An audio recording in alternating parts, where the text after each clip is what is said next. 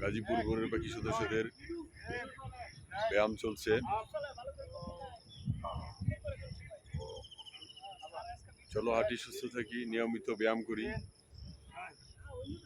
সকালবেলা অন্তত 30 মিনিট হাঁটার পরে যদি আমরা কিছু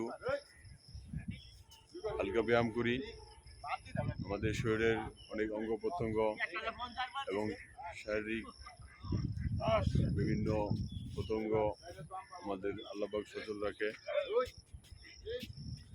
কারণ আমরা যারা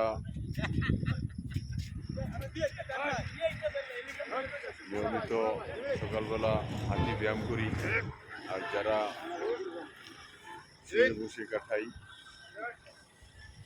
স্বভাবতই যারা বসে থাকি, দিনের পর দিন অত্যাধিক রেস্ট করি, বিশ্রাম করি বা ঘুমিয়ে থাকি, বেশিরভাগ সময়ই তারা নিজেরাই বুঝতে পারেন যে শরীর অলস হয়ে যায় এবং শরীরের বিভিন্ন অঙ্গ প্রত্যঙ্গগুলো জাম হয়ে যায়।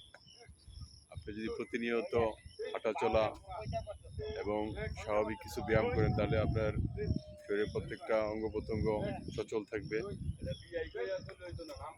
এই জন্য আমাদের উচিত, যদি বাইর হইতে নাও পারি, আমরা ঘরের মধ্যে হলেও কিছু ব্যায়াম আমরা করব।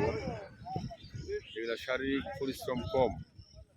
আপনারা দেখতে পাচ্ছেন যে ব্যায়ামগুলো এখানে হচ্ছে, এগুলো শারীরিক পরিশ্রম না, কিন্তু শরীরের জন্য অনেক উপকারী। আপনার শরীর সুস্থ রাখার জন্য, আপনার শরীরের শিরা উপশিরাগুলা সচল রাখার জন্য এই ব্যায়ামগুলো খুবই গুরুত্বপূর্ণ।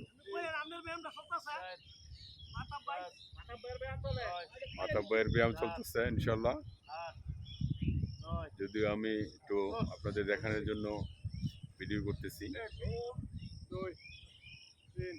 কারণ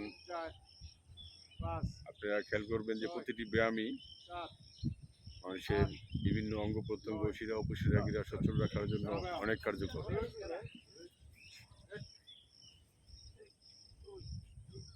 জ্ঞানী থেকে জ্ঞানী মহাজ্ঞানীদের কথা এবং ডাক্তারদেরও সাজেস্ট, আপনি যদি প্রতিদিন সকালে কিছু হাঁটাহাঁটির পরে একটু ব্যায়াম করতে পারেন, আপনার শরীরের অনেক অঙ্গ প্রত্যঙ্গ এমনকি মন মানসিকতা পর্যন্ত ভালো থাকবে, সুস্থ থাকবে।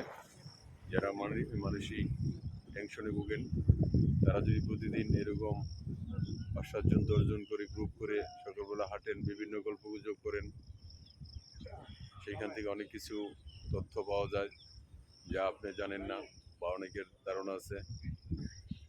অনেক সুবিধা অসুবিধা, অনেক ঠেকা বেঠেকা, বিপদ আপদে বিভিন্ন উপদেশও কাজে লাগে, বিভিন্ন তথ্যও কাজে লাগে এবং সহযোগিতা পাওয়া যায় ইনশাআল্লাহ।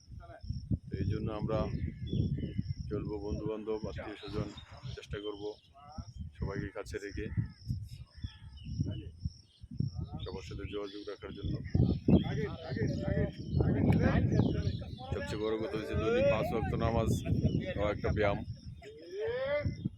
5 ওয়াক্ত নামাজ পড়তে গেলে আপনাকে ওযু করতে হয়, যে উঠবস করতে হয়, প্রতিটা শিরা উপশিরা অঙ্গ প্রত্যঙ্গ ওইখানে জানেন কাজ করে, ঠিক ব্যায়ামের মতোই। এই জন্য 5 ওয়াক্ত নামাজের পাশাপাশি আমরা প্রতিদিন সকালে অবশ্যই হাঁটবো।